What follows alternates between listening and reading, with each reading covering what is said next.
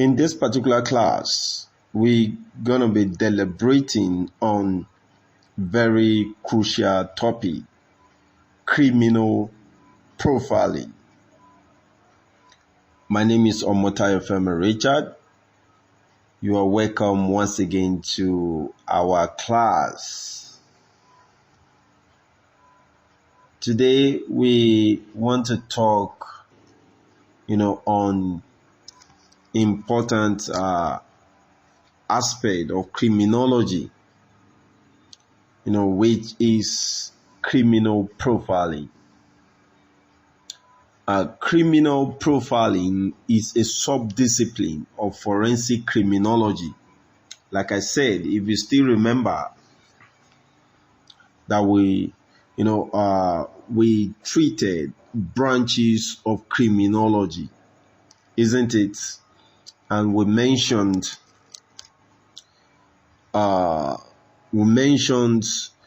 branches of criminology, and we said, criminalistics or forensic, science is one of the branches of criminology.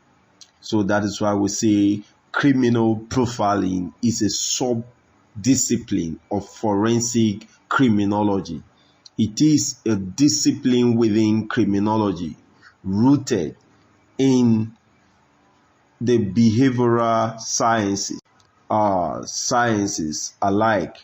So, in this particular class, our objective for today is at the end of this class, my students, should be able to explain how criminologists uses behavioral science techniques to nab the perpetrator of, criminal activities.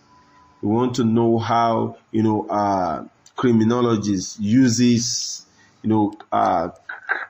criminal profiling techniques to nab the perpetrator of criminal activities. Lesson points. Let's consider criminal profiling in this lecture. Now, you may want to ask, what is criminal profiling? Criminal profiling involves making inferences or inference about the habitual, physical, emotional, psychological, and even vocational characteristics of criminals. What do we mean by that? Making inferences means,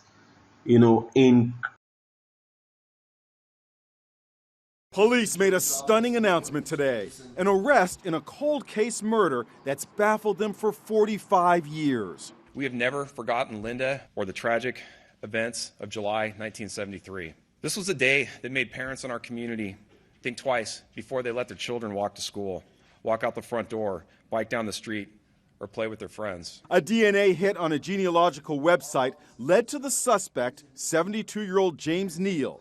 He's now charged with murdering 11-year-old Linda O'Keefe in 1973 in Newport Beach, California. They used that information to locate his whereabouts, Colorado, and then through surveillance and other techniques, they gathered DNA.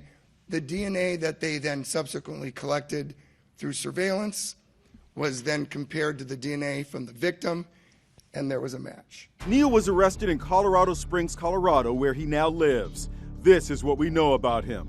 He's been married for 40 years. He has 4 children and 15 grandchildren and 11 great-grandchildren. Police say he's worked in construction and legally changed his name many years ago. 11-year-old Linda was found strangled a day after she went missing on her way home from school.